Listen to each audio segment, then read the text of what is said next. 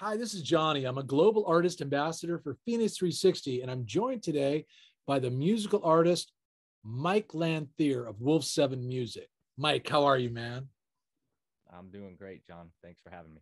Oh, listen, thanks for being here. Appreciate you and looking forward to sharing some of your music that you've got up on your YouTube channel, Mike. So cool with you if we tune in to Michi? Yeah, that'd be great. Sweet. Okay, everybody, let's check out Wolf 7 Music and Mike LANTHIER and Michi.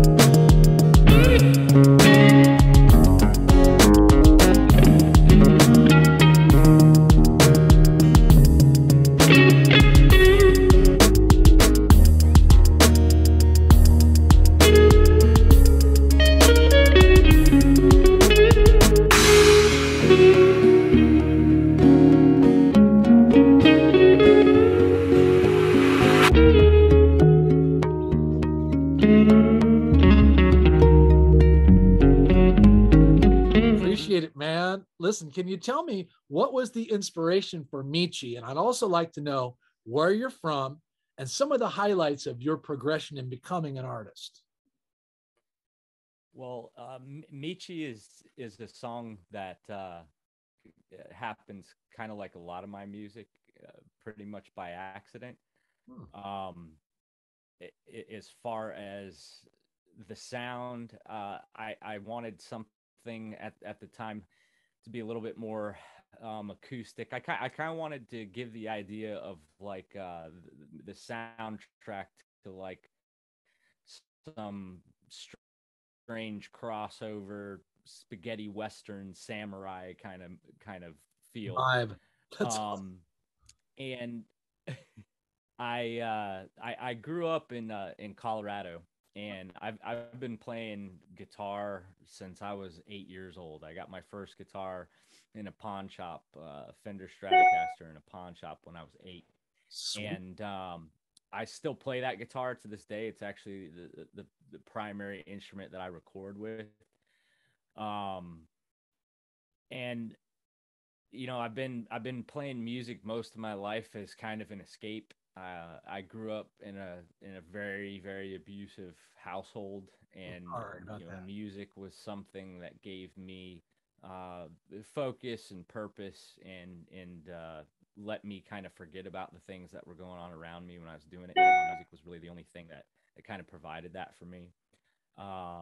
And I've only been recording and releasing music for about the last 9 months. So wow. I think a lot of the songs that I do record now are kind of like a culmination of 30 years of music that's been rolling around in my head, and it just kind of needs an outlet, needs a way to come out. So, again, like with Michi, it's something I just sat down, I started strumming a riff, and, a few hours later, I basically had the composition ready to go and start recording. That is awesome, bud. Listen, I really appreciate the way you responded, and, as far as, being in a way, music being a way for you to deal with coping with some challenging situations around growing up, and that abusive element you mentioned. I'm glad that the music has been something that you've been incubating for all this time, where your heart has been involved in becoming a much more proficient musician. And you're now at a level of maturity in which an outpouring of music is about to come out of you. I can sense that now, Mike, and that's cool to be a part of. I'm glad to be here to be presenting it. I appreciated listening to Michi, and we will also listen to some of your other work.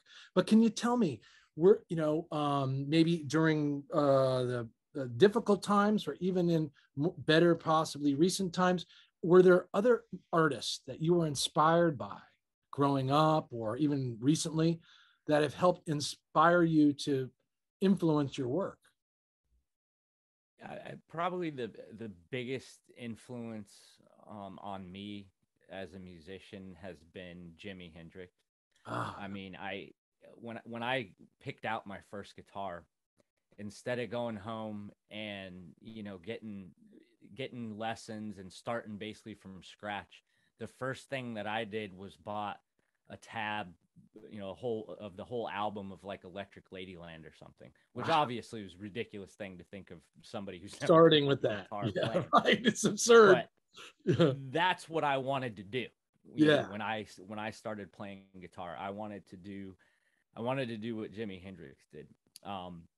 Now, most people know me to this point as a guitarist, which I'm actually a multi-instrumentalist. I mm-hmm. can kind of play just about anything I pick up, but I'm most proficient with the guitar and drums. But I think all the time with guitar of like a long laundry list of extremely technically proficient guitar players. Brian Carroll, most people would know him as Buckethead, and Eric Johnson, who's kind of an unknown, but in my opinion, probably the most technically proficient guitar player.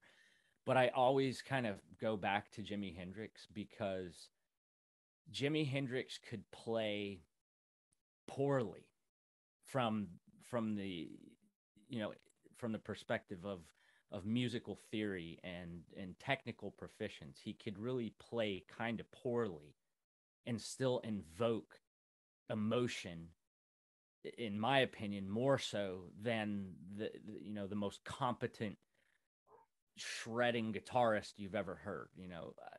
When people ask me, I'll often use the saying that I'll see guys all the time, whether it be on social media or even really famous guitar players, Eddie Van Halen, things like that, just shredding, hitting every note on their guitar. But I've heard Jimi Hendrix just bend a single note and felt more from that than listening to a guy shred up and down the neck of his guitar. So I try to invoke that with my music. I'm not trying to sound like Jimi, but I want to do the same thing for other people that Jimi Hendrix did for me.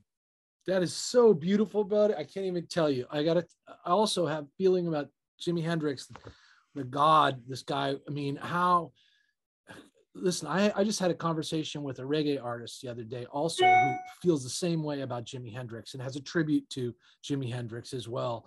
And, he talks about the frequency of the sound that comes from Jimi Hendrix. There are actually people in the audience, if you look at some of the footage of his live performances, just it evoked this, like you say, this emotion, this feeling, such that you actually began to move and writhe in a way that maybe you had never before. The music had this energetic, magnetic quality that was so powerful. And Jimi somehow harnessed that ability and just and created something new and amazing. So I'm glad that is a hero of yours. Obviously that will come through and blend in your music, and has and will continue to. Where in Colorado are you from, bro? I was born in Steamboat Springs, which is a little mountain town. Sure, scary there. Yeah. 12,000 feet or something above sea level. And I grew up in Fort Collins. Okay. And then I joined the Army when I was 21. I spent 10 years in the Army. So after growing up in Colorado, then I was, traveling all over the world, all over the country. and somehow ended up out in New Jersey. I see. Well, listen, man, thanks for your service, and that's quite a journey, you know. And now you're doing your music, and we're all going to benefit from that. So let's hear about what's coming up. 9 months ago, you really like, I'm going to launch. We've had COVID and so forth. You know what I mean? Everyone knows you as a guitarist. Where do you see it going, or what do you envision, or what would you like to have happen? Are you going to be dropping new music on your YouTube channel? Are you going to perform? What do you have in mind? Yeah, I've got a. I mean, again, it's kind of hard to to articulate because so much of what's going on with me and my music is really spontaneous. Just another quick part to my backstory to kind of make it, make a little bit more Sure. sense. Yeah. After my childhood and then spending 10 years in the military, I've struggled with mental health quite a bit, and up until just over a year ago, post my service, I had pretty much been drinking every day for maybe 5 years. And I Mm-hmm. ended up in the hospital after a suicide attempt in Oh, geez, November sorry, bro. of Yeah. 2020. And I got out of the hospital and really decided that I needed to get my life together, because I'd kind of been down that road several times actually in the past with in terms of my mental health. And when I made that decision this time, I made it firmly. I stopped drinking completely. I've been sober for just over a year now. And when I started recording and releasing music, it was kind of a way to just take up time to keep my mind occupied. Again, I've been a musician for a long time, but I hadn't ever really considered it. So everything that I'm doing is just very spontaneous. There was a time where I had actually recorded and released a new single just about every week for like 3 months. I've already released 30 singles and a 10-track album actually at this point in about 10 Wow, months. killer. And so I want to continue doing things the way that I have been, where I'm just living a day at a time with it.